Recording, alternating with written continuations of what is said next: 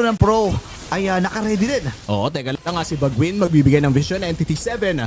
First time nilang makakalapit sa mga inhibitor turrets dito ng Pro Esports at makakabasag agad sila ng isa, equalizing that bottom lane advantage. Pero napakagandang depensa para dito kay Sa. Patas Coil doon, si Shin nakita niya nakapag-winter scrap.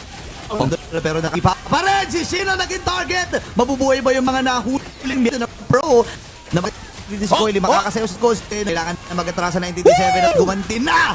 Ang mga naapi Pro Esports ay nakatatlo din at sa pangunguna iyan dito ni Kozen, hinahabol pa ito Akashi at makakaalpas din naman tuloy-tuloy ang pagbawi ng Pro.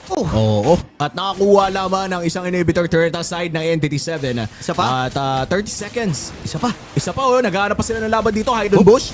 Teka lang ang tanong ay masisipa pa niya, nasipa niya! Nasipa na at mabilis na burst ang gagawin dito ni Suri and Felix.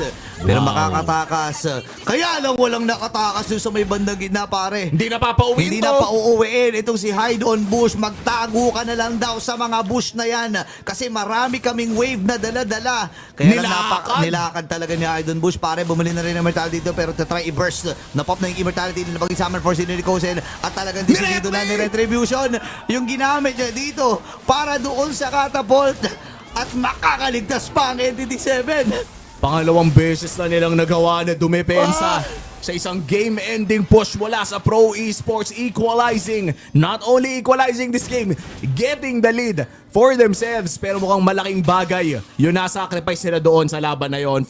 Matagal-tagal pa, 20 seconds para kay Akashi. Kailangan na patagalin tong Lord. Kailangan talaga. Alam mo, pag tinignan natin yung ibaba, pare, parang yung kapal ng wave na yan ay medyo naaayon para sa Pro Esports. So if katagalin nila ito ay pwede rin talaga. Kozen ay nagdesisyon na rin na lumapit doon sa Lord at hinaharangan lang PPP at saka ni Saa yung mga pasukan na miyembro dito.